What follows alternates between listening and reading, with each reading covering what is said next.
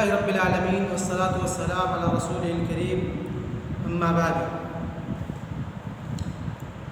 جیسا کہ اس سے پہلے حصوں میں ہم نے تخریج کی معانی، تخریج کی اہمیت، تخریج کے نشو و نما، تخریج کے طرق، تخریج کے فوائد، ان تمام چیزوں کا ہم نے دراسہ کیا، اور انشاءاللہ آج ہم تخریج الحدیث یا حدیث کی تخریج کرنے کا جو سب سے پہلا طریقہ ہے اس کی شروعات کریں گے۔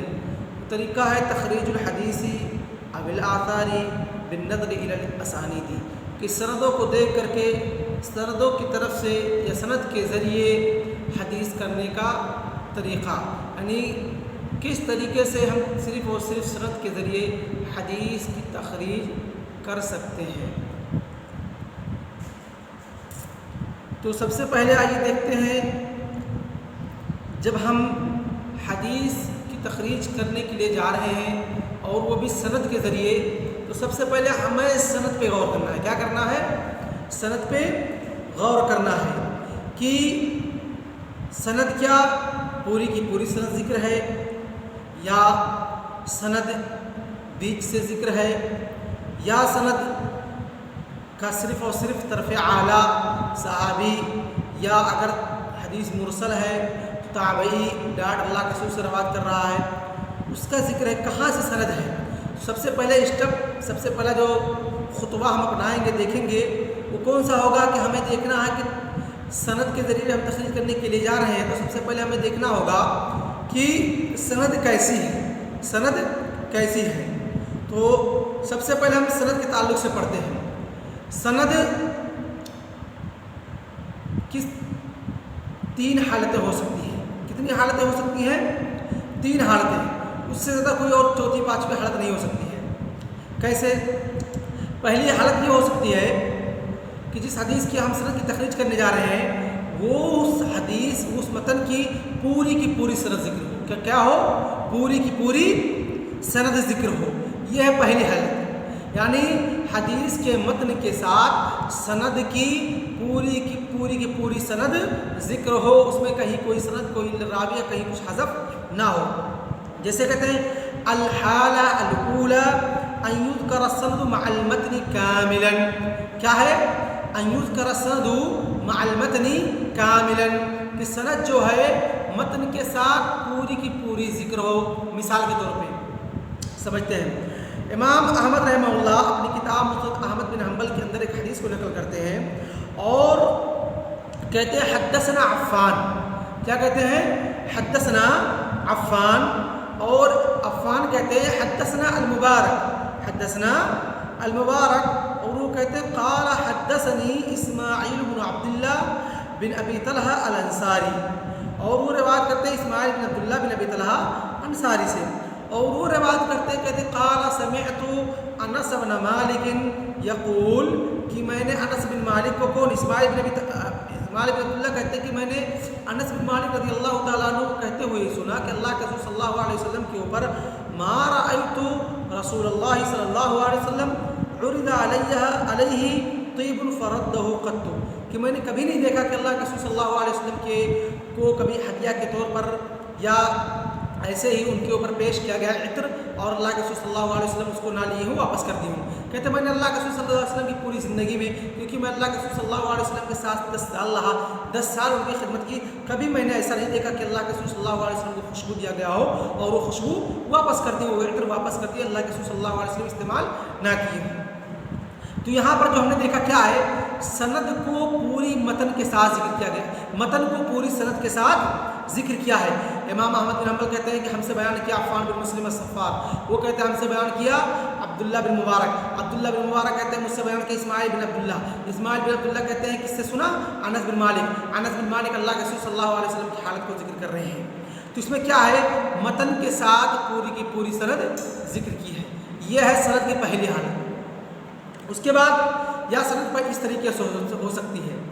دوسری حالت کی سند اور کتنے طریقوں سے ہو سکتی ہے جس کی ہم تخریج کرنے جا رہے ہیں۔ تو دوسری حالت سند کی جو ہو سکتی ہے، ہو سکتا ہے وہ سند بیچ سے، یعنی شروع سے کچھ راویوں کو حذف کر دیا گیا ہو، سند کے शुरू से कुछ रावियों को हदफ कर दिया गया हो और वो सनद बीच से जिक्र की गई हो और मतन पूरा का पूरा जिक्र हो। जैसे मिसाल के तौर पर यही हदीस क्या कहें, यक़ूल इस्माइल बिन अब्दुल्लाह बिन अबी तलहा अल-अंसारी समेत अनस बिन मालिक कि इस्माइल बिन अब्दुल्ला यानी अफ़्फ़ान बिन मुस्लिम को और अब्दुल्ला बिन मुबारक को हदफ कर दिया जाए और सनद सिर्फ और सिर्फ कहाँ से जिक्र हो, इस्माइल बिन अब्दुल्ला बिन अबी तलहा अल-अंसारी यहाँ से जिक्र हो, वो रिवायत करते हैं अनस बिन मालिक से, अनस बिन मालिक अल्लाह के रसूल सल्लल्लाहु अलैहि वसल्लम की हालत जिक्र कर रही हूँ। तो यहाँ पर क्या है, हालत सानिया अय्युज़करा तरफ मिन्हु मअल मतनी कि सनद की एक तरफ एक हिस्सा क्या हो, मतन के साथ जिक्र हो।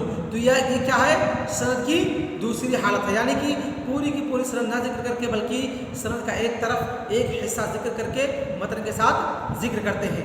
तो ये थी सनद की दूसरी हालत। और सनद कितने तरीक़ों से हो सकती है जिसके हम तखरीज करने जा रहे हैं। सनद एक तरीके से और हो सकती है कि पूरी की पूरी सनद ही हज़फ हो, क्या हो, पूरी की पूरी सनद ही हज़फ हो और सिर्फ सहाबी का जिक्र हो या तरफुल आला का जिक्र हो या राविउल आला का जिक्र हो। अगर हदीस मुरसल है तो राविउल आला ताबी बन जाएगा, अगर हदीस मरफू है तो राविउल आला या तरफ आला सहाबी होगा। तो क्या कहते हैं कि हदीस की जो मतन की सनद की जो तीसरी हालत हो सकती है वो ये है कि सहाबी या तरफ आला का जिक्र हो और मतन जिक्र हो। मिसाल के तौर पे यही हदीस हम ले लेते हैं, अनस बिन मालिक रज़ी अल्लाह तआला अन्हु रिवायत करें अल्लाह के रसूल सल्लल्लाहु अलैहि वसल्लम से, उनकी हालत बन करें मा रायतु रसूलुल्लाह सल्लल्लाहु अलैहि वसल्लम उर्दा अलैहि दीबुन फरद्दहु क़त्तु। तो यहाँ पर हज़रत अनस बिन मालिक रज़ी अल्लाह तआला अन्हु रिवायत करते हैं, अल्लाह के रसूल सल्लल्लाहु अलैहि वसल्लम की हालत को जिक्र करते हैं, अल्लाह के रसूल सल्लल्लाहु अलैहि वसल्लम के अखलाक को जिक्र करते हैं। तो यहाँ पर क्या है, सिर्फ और सिर्फ सहाबी या तरफ़ आला मतन सनद का जिक्र है।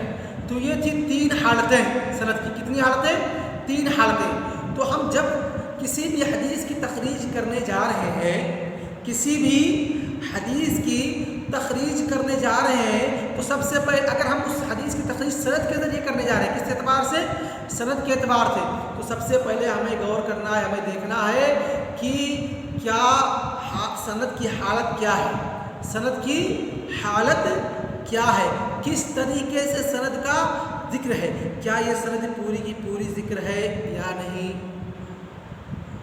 या सनद तरफ़ आला से जिक्र है या सनद का एक तरफ बीच का हिस्सा जिक्र, बीच के हिस्से से जिक्र है।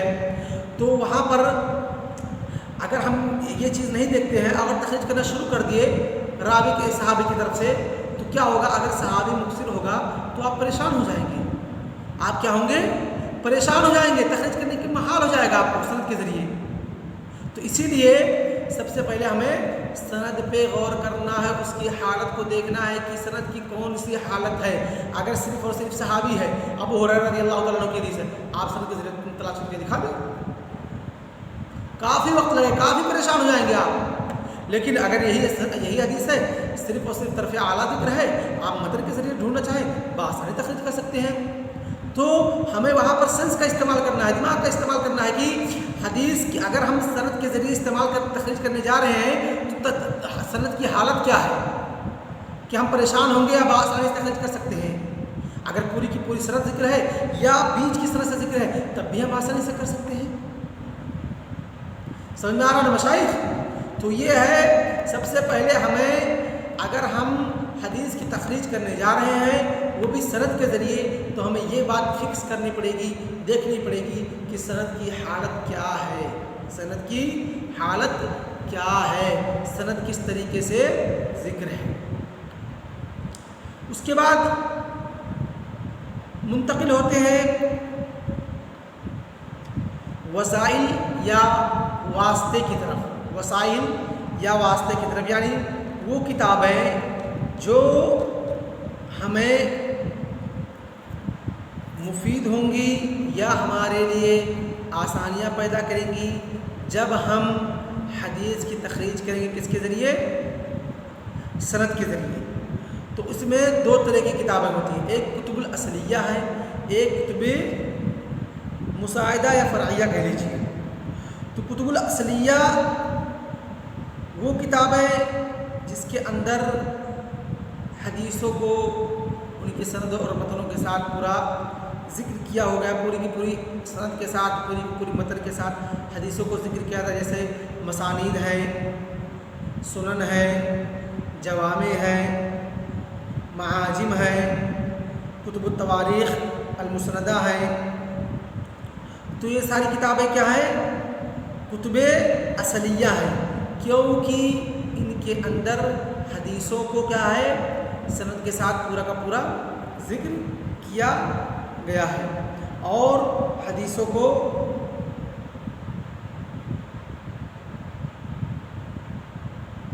مسانید، ہر صحابی کی حدیثوں کو ایک جگہ اکٹھا کیا گیا ہے، تو ہم آسانی سے ڈھونڈ سکتے ہیں، اور معاجم، شیوخ کے اعتبار سے حدیثوں کو جمع کیا گیا ہے، تو اس سے بھی آسانی سے ڈھونڈ سکتے ہیں، یا وہ کتاب ہے جو کہ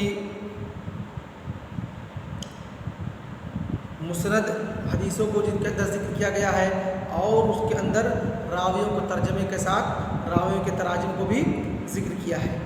اس کے بعد دوسری کتاب ہے الکتب المساعدہ، الکتب الفرعیہ، کہ وہ کتاب ہے جو کہ اس طریقے کی حدیث یعنی سند کے ذریعے ہم تخریج کرنے جا رہے ہیں تو اس میں ہمیں ہیلپ کرنے والی ہے، مدد کرنے والی ہے۔ مساعدہ یعنی سند کے ذریعے آپ تخریج کرنے جا رہے ہیں تو وہ کتابیں جو آپ کو تخریج کرنے میں آسانیاں پیدا کریں گی، آپ ان کتابوں کو ہیلپ لے کر کے بآسانی تخریج کر سکتے ہیں۔ وہ کتابیں کون سی ہیں؟ کتب الاطراف ہیں۔ وہ کتابیں کون سی ہیں؟ کتب الاطراف ہیں، جس کے اندر راویوں کو صحابہ کرام کو حروف معجم پر مرتب کیا گیا ہے، اور پھر ان صحابہ کرام کے جو تلامید ہیں، پھر ان کے جو تلامید ہیں، ان تمام لوگوں کو کیا کیا گیا ہے؟ حروف معجم پر مرتب کیا گیا ہے، جس کے ذریعے آپ اور حدیث کی طرف کو ایک ذکر کرتے ہیں، اس لیے اس کو کیا کہا گیا ہے؟ کتب الاطراف کہا گیا ہے۔ تو اس کتاب کے ذریعے آپ بآسانی حدیث کو ڈھونڈ سکتے ہیں، جیسے کہ مثال کے طور پہ یہی حدیث ہے، ما رأيت رسول اللہ صلی اللہ علیہ وسلم عرض علیہ یتیم فرده قط۔ تو اس حدیث کے سب سے پہلے ہم کیا دیکھیں گے؟ راوی صحابی کون؟ انس بن مالک ہے۔ انس بن مالک مسند، یعنی جب ہم کتب المساعدہ جو ہے، کتب الفرعیہ جو ہے، ان کی طرف جائیں گے، کون سی کتابیں ہیں؟ جیسے تحفۃ الاشراف ہے، امام مزی رحمہ اللہ کی، جن کی وفات 742 ہجری کے اندر ہوئی، اور اسی طریقے سے اتحاف المہرہ ابن حجر رحمہ اللہ کی کتاب ہے۔ ان کتابوں کے اندر انہوں نے کیا کیا ہے؟ حدیث کے اطراف کو ذکر کیا ہے، اور صحابہ کرام سے لے کر کے مطلب جہاں تک حدیثیں اگر مختصر نہیں ہیں تو وہیں پر ذکر کیا، اگر مختصر ہے تو ان کے تلامذہ کو، پھر ان کے تلامذہ کو اس طریقے سے حروف معجم پر سبھی لوگوں کو مرتب کرتے ہوئے ذکر کیا ہے۔ تو آپ کیا کریں گے؟